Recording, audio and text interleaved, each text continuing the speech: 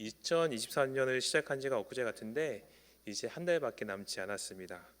아직 젊은 목사가 이런 말씀을 드리는 것이 죄송스럽지만 정말 시간이 빨리 지나가는 것 같습니다. 여기 계신 성도님 모두 한 달밖에 남지 않은 2023년 한 해를 잘 마무리하시길 바랍니다. 한 해를 마무리하는 연말이 되면 참 마음이 어수선해지는 것 같습니다. 여기저기 참석할 모임도 많아 괜히 마음이 분주해지기도 합니다. 또 한 해를 돌아보면 아쉬웠던 일들이 생각나 마음에 후회가 남습니다. 그러나 어찌되었든 우리 모두 2023년 한 해 여기까지 잘 달려왔습니다.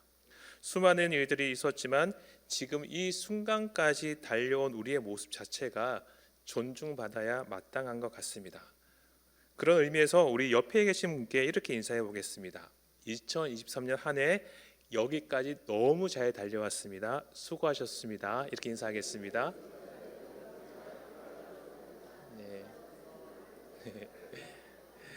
네, 사랑하는 성도 여러분, 여러분 모두 2023년 한 해 여기까지 너무 잘 달려왔습니다. 정말 너무 수고하셨습니다.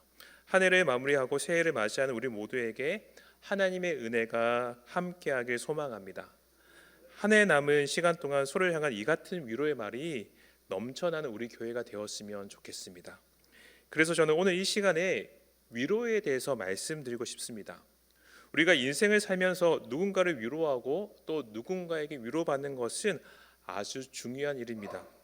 나를 위로해주고 또 내가 위로해주는 사람이 없는 인생만큼 비참한 인생도 없는 것 같습니다. 그러나 또 보면 안 하는 것보다 못한 위로도 있습니다. 그러면 우리는 우리에게 힘이 되는 참된 위로를 어떻게 할 수 있겠습니까? 오늘 함께 읽은 본문은 바울과 실라가 루디아의 집에 모여있는 빌립보 성도들을 위로했다고 말씀합니다. 사도 바울은 가는 곳곳마다 참된 위로를 전하는 삶을 살았습니다. 그러면 그는 어떻게 가는 곳마다 사람들에게 참된 위로를 전할 수 있었겠습니까? 그의 모습처럼 우리 또한 또 다른 누군가에게 참된 위로를 전하는 삶을 살았으면 합니다. 그런데 바울과 실라가 성도들을 위로했다는 말씀이 얼핏 들으면 좀 이해가 되지 않습니다. 빌립보에 도착한 바울과 실라는 한 귀신 들린 요정을 만나게 됩니다. 그녀는 그들을 향해 지극히 높은 하나님의 종이라고 외치면서 여러 날 동안 바울과 실라를 귀찮게 했습니다. 참다 못한 바울은 그녀에게 들린 귀신을 내쫓아 주었습니다. 오랜 시간 귀신에게 괴롭힘을 당하던 여인에게 귀신을 내쫓아 준 것은 아주 선한 일입니다. 잘한 일이죠. 그러나 바울과 실라는 어이없게도 그 일로 인해 옥에 갇히고 맙니다. 왜냐하면 귀신 들린 여인은 오랜 시간 사람들에게 점을 쳐주는 일을 했었습니다. 그녀의 악한 주인들은 사람들에게 점을 쳐주는 그녀를 이용해 큰 돈을 벌고 있었기 때문입니다. 귀신에게서 회복된 그녀가 더 이상 점을 치지 못하자 악한 주인들은 바울과 실라를 모함했던 겁니다. 빌립보의 관리들은 그들의 모함에 못 이겨서 바울과 실라를 심하게 매로 때리고 옥에 가둬버렸습니다. 그런데 말씀을 보면 악한 주인들이 바울과 실라를 모함할 때 이 유대인들이 우리 로마 사람이 받지도 못하고 행하지도 못하는 이상한 풍속을 전한다고 모함했습니다. 악한 주인들은 바울과 실라를 모함할 때 그들이 유대인이라는 것을 강조했습니다. 또 자신들은 로마 사람이라는 것을 강조했습니다. 왜냐하면 빌립보에 산 사람들은 자신들이 그 당시 최강대국 로마 제국의 지배를 받고 있다는 사실에 굉장한 자부심을 가지고 있었기 때문입니다. 그러나 우리가 이미 다 알고 있듯이 바울은 로마 시민권, 진짜 로마 시민권을 가지고 있는 사람이었습니다. 빌립보에 있는 사람들이 로마의 식민지라는 사실에 자부심을 가지고 있었으니까 진짜 로마 시민권을 가진 바울은 그들과는 비교할 수도 없는 자부심을 가질 수 있는 사람이었습니다. 그런데도 바울과 실라는 사람들의 모함을 받아 재판도 거치지 않고 옥에 갇혀버렸습니다. 바울과 실라의 입장에서는 굉장히 억울한 일을 겪은 겁니다. 귀신을 내쫓아준 선한 일을 했습니다. 그 선한 일 때문에 옥에 갇혔는데 로마 사람인 그들이 재판도 거치지 않고 사람들에게 모함을 받아서 지금 옥에 갖춰져 있습니다. 그러면 루디아의 집에 모여있는 성도들이 억울한 일을 겪고 겨우 돌아온 바울과 실라를 위로해야 되는 것이 아닙니까? 그런데 성경은 반대로 바울과 실라가 루디아의 집에 모여있는 성도들을 위로했다고 말씀합니다. 상식적으로는 이해가 되지 않습니다. 어떻게 그럴 수 있었을까요? 사랑하는 여러분, 바울과 실라가 성도들을 위로할 수 있었던 이유는 무엇이었겠습니까? 억울한 누명을 쓴 바울과 실라는 옥에 갇혀버리고 말았습니다. 옷이 찢기고 심하게 매를 맞은 그들에게는 앉아있을 힘조차 남아있지 않았을 겁니다. 그러나 성경은 그들이 옥 안에서 하나님께 기도하고 찬양했다고 말씀합니다. 그 소리가 어찌나 큰지 옥에 갇혀있던 모든 죄수들이 그 소리를 들었습니다. 그때 갑자기 큰 지진이 일어났습니다. 옥토가 이리저리 크게 움직이기 시작합니다. 그리고 모든 옥문이 열리고 죄수들이 메고 있던 쇠사들이 모두 풀렸습니다. 잠깐 잠들었다가 눈을 뜬 간수 앞에 펼쳐진 이 상황은 도저히 믿을 수가 없는 상황이었습니다. 옥문이 모두 열려 있습니다. 단단히 메어져 있던 모든 쇠사슬이 풀렸습니다. 간수는 눈앞이 캄캄해졌습니다. 아, 큰일 났다. 난 이제 죽은 목숨이구나. 로마 군인은 자신의 직무를 다하지 못하면 그 값을 죽음으로 치러야 했습니다. 그는 손에 칼을 들고 스스로 자신의 목을 그으려고 했습니다. 그때 그를 향한 다급한 목소리가 들려옵니다. 자결하지 마십시오.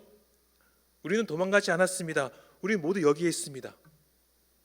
간수는 자신을 향해 다급하게 소리치는 바울을 향해 엎드려 이렇게 물었습니다. 선생님, 제가 어떻게 해야지 구원을 받을 수 있습니까?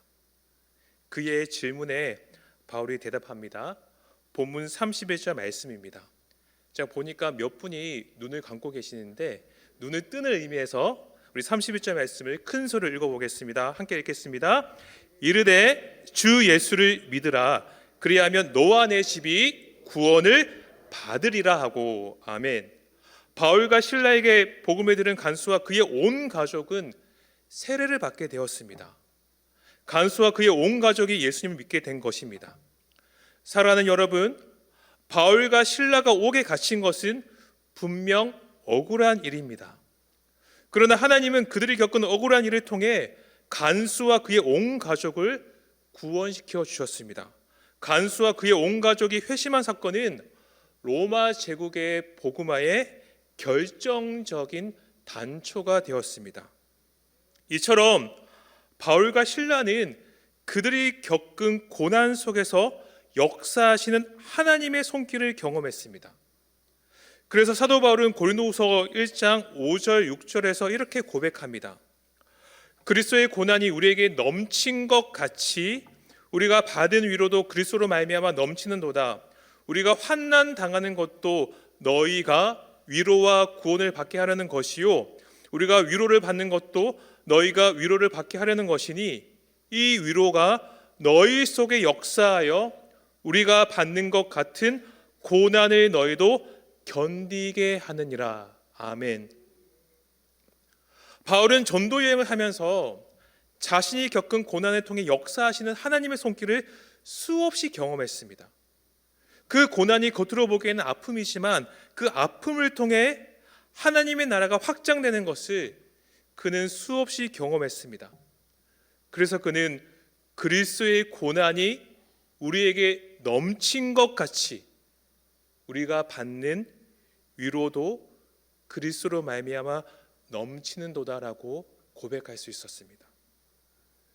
지금 루디아의 집에 모여있는 성도들에게 바울과 실라가 전하는 위로는 바로 그들이 겪은 고난 속에서 역사하신 하나님의 손길이었습니다. 그들이 목격한 그 고난을 통해 점점 확장되어지는 하나님 나라에 대한 증언이었습니다. 그래서 바울과 실라는 루디아의 집에 모여있는 성도들을 위로할 수 있었습니다. 여러분, 성도가 성도에게 줄 수 있는 참된 위로는 그저 아무 일 없는 평탄한 삶을 사는 소식을 전하는 것이 아닙니다. 자기 연민에 빠진 사람의 푸념을 아무 대책 없이 들어주는 것도 아닙니다. 성도가 성도에게 줄 수 있는 참된 위로는 비록 나의 인생 속에 고난이 있지만, 그 고난이 나를 아프게 하지만, 그 고난이 때로 나를 넘어지게 하지만, 그 고난을 통해 역사하시는 하나님의 손길을 나누는 것입니다. 그 고난을 통해 이루어지는 하나님의 뜻을 서로 나누는 것입니다. 바로 이 위로가 우리 모두의 삶 속에 충만하게 넘치길 간절히 소망합니다. 그리고 본문에서 이 위로하다라는 의미로 사용되는 헬라어 단어는 파라칼레오라는 단어입니다. 이 단어는 또한 권하다, 훈계하다라는 의미로도 사용됩니다. 어떤 의미로도 사용된다고요? 권하다, 훈계하다라는 의미로도 사용됩니다. 헬라어에서 위로하다와 권하다, 훈계하다는 같은 의미로 사용되었습니다. 무슨 말이냐면 하나님의 은혜를 경험한 성도가 전하는 참된 위로는 또한 성도에게 진정한 교훈을 주게 된다는 말입니다. 헨리 나우엔이 쓴 상처 입은 치유자라는 책에 이런 글이 있습니다. 제가 준비했는데 한번 보십시오. 누군가에게 진정으로 도움을 주기 위해서는 그가 처한 상황에 개입해야 하며, 남에게 도움을 주기 위해서는 그의 고통스러운 상황에 전인격적으로 참여해야 하고, 그 과정에서 마음이 상하거나 상처 입고 심지어는 파멸할 수도 있는 위험 부담을 감수해야 합니다. 아주 급진적인 말입니다. 여러분, 어떤 사람이 전인격적으로 누군가의 고통에 함께 참여할 수 있을까요? 어떤 사람이 자신의 마음이 상하고 상처 입는 것을 감수하면서까지 또 다른 누군가에게 도움의 손길을 내밀 수 있겠습니까? 지금 그 사람이 겪고 있는 비슷한 고난 속에서 하나님의 손길을 먼저 경험한 자만이 진정한 도움의 손길을 내밀 수 있습니다. 상처받은 자가 다른 상처받은 자의 마음을 이해할 수 있습니다. 그 상처 속에서 하나님의 손길을 경험한 자가 그 상처를 통해 역사하시는 하나님을 말해줄 수 있습니다. 그래서 성도가 성도에게 전하는 참된 위로는 또한 그 성도의 삶을 변화시키는 참된 교훈이 될 수 있습니다. 사랑하는 여러분, 어찌 보면 하나님께서 우리의 삶 속에 고난을 허락하시는 이유가 바로 여기에 있는 것 같습니다. 사도 바울은 자신의 인생 속에서 바로 이 하나님의 손길을 수없이 경험했습니다. 그래서 그는 고난 속에 있는 성도들에게 참된 교훈을 전할 수 있었습니다. 믿음을 포기하는 위기 앞에 놓여진 성도의 삶을 변화시킬 수 있었습니다. 좌절하고 낙심한 성도의 마음을 다시 일으켜 세워줄 수 있었습니다. 그러므로 우리 또한 고난 속에서 경험한 하나님의 손길을 통해 서로 참된 권면을 할 수 있는 관계를 맺어가야 합니다. 교회 안에 이 같은 관계가 넘쳐나야 합니다. 그래야 할 때 교회 안에는 진정한 회복이 일어날 수 있습니다. 지금 연말을 맞이하여서 각 교구마다 셀 리더 교체를 하고 있습니다. 지난주에 담임 목사님께서 셀 리더를 5년 이상 섬기신 분들은 이제 내려놓으시고 새로운 분이 셀 리더로 세워진다는 말씀을 하셔가지고 지금 각 교구마다 교구 사역자들이 골머리를 썩으면서 한 분씩 만나고 있습니다. 이 실무를 담당하는 입장에서는 지금 섬기고 계신 셀 리더분들이 한편으로는 아깝기도 합니다. 저희 교회 셀 리더분들만큼 헌신적인 분들이 어디 있겠습니까? 그분들과 그냥 함께 사역하는 것이 한편으로는 편할 수 있습니다. 그러나 우리 교회는 불편함을 감수하더라도 지금 새로운 사람들을 세우려고 합니다. 왜 이 같은 일을 해야 하겠습니까? 서로에게 참된 위로를 주는 관계들을 계속 맺어가기 위함입니다. 물은 고이면 썩기 마련입니다. 물은 어떻게 되죠? 계속 흘러가야 돼요. 새로운 사람들이 계속 세워지면서 그 사람들이 또 다른 누군가에게 자신이 경험한 주님을 말해줘야 되고, 그 교훈을 통해 변화된 사람들은 또 다른 누군가에게 자신이 경험한 교훈을 말해줘야 합니다. 그런 의미에서 우리가 지금 새로운 분들을 셀 리더로 세우고 있습니다. 제가 이 말씀을 왜 드리겠습니까? 지금 각 교구 목사님들이 한 분씩 만나서 집사님, 권사님 셀 리더 해야 됩니다라고 말씀을 드릴 거예요. 그런 말씀을 들으신 분들은 고민 없이 내년에 꼭 셀 리더를 하시길 부탁드리겠습니다. 왜 아멘 안 하세요? 여러분들이 셀 리더로 세워지는 것이 우리 안에 주님의 나라가 확장되어진 일에 동참하는 겁니다. 이 참된 교훈이 전해지고 전해지는 이 아름다운 사역, 이 관계를 맺는 사역에 함께 동참하시는 거니까 반드시 아무런 고민하지 마시고, 권사님 셀 리더 하셔야 됩니다 그러면 네, 따라해 보십시오. 네. 집사님 셀 리더 하셔야 됩니다 그러면 어떻게 해야 됩니까? 네. 다른 말 하지 마십시오. 딱 한마디 네. 이 말씀만 하시는 저희 모두가 되길 간절히 소망합니다. 사랑하는 성도 여러분, 제가 설교를 시작하면서 말씀드린 것처럼 2023년 올 한 해도 이제 한 달밖에 남지 않았습니다. 한 해 한 달밖에 남지 않은 이 연말에 우리가 서로에게 나눠줘야 하는 것은 하나님께서 올 한 해 우리에게 베풀어 주신 참된 위로입니다. 우리 교회의 지난 시간을 돌아보면 올 한 해도 참 많은 일이 있었습니다. 슬픈 일도 있었고 반대로 기쁜 일도 있었습니다. 우리는 성도의 말할 수 없는 아픈 소식을 듣고 함께 아파했습니다. 또 성도의 기쁜 소식을 함께 기뻐하기도 했습니다. 그렇게 우리는 함께 여기까지 달려왔습니다. 그래서 우리 모두는 올 한 해를 돌아보면 우리의 삶 속에 역사하신 하나님의 손길을 고백할 수 있는 것 같습니다. 그렇다면 여러분의 삶 속에서 하나님의 손길은 어떻게 역사하셨습니까? 바로 그 하나님의 손길을 서로 나누며 참된 위로를 받는 남은 한 달이 되길 원합니다. 바로 그 하나님의 손길을 서로 나누며 서로에게 참된 교훈을 줄 수 있는 남은 한 달이 되길 기도합니다. 이전에 미국에서 만든 한 공익 광고를 본 적이 있습니다. 그 광고의 내용이 어떤 내용이냐면 해변가에서 한 남자가 조깅을 하고 있습니다.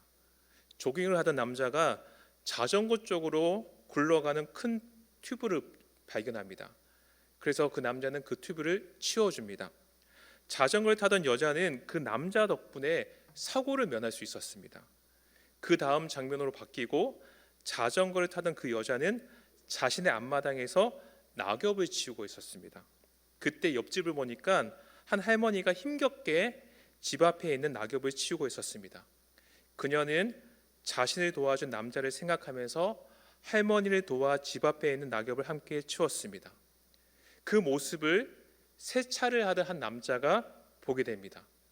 그 다음 장면에서는 세차를 하던 그 남자가 무거운 물건을 들고 있는 한 아이를 위해서 대신 문을 열어줍니다. 또 그 다음 장면에서는 그 남자에게 도움을 받은 그 아이가 넘어진 친구를 일으켜줍니다. 여러분, 이 광고가 무엇을 말하는지 아시겠죠? 선행은 전념되어서 더욱 확장되어진다는 겁니다. 하나님의 참된 위로, 참된 교훈도 마찬가지입니다. 우리가 삶 속에서 역사하신 하나님의 손길을 서로 나누면 하나님의 역사 또한 전염되어 더욱 확장됩니다. 하나님은 바로 이 과정을 통해 이 땅에 하나님의 나라를 확장시켜 나가십니다. 사도행전이 우리에게 말하고 있는 이야기가 바로 이 하나님 나라의 확장에 관한 이야기입니다. 사도행전 속에 기록된 이 복된 이야기가 2023년 한 해를 마무리하는 우리의 삶 속에도 펼쳐지기를 함께 꿈꾸길 원합니다. 그리하여서 2024년 새로운 한 해에는 참된 위로와 교훈이 더욱 넘치는 더 복된 이야기를 써내려갈 수 있는 우리 한 사람 한 사람, 우리 교회 되길 간절히 소망합니다.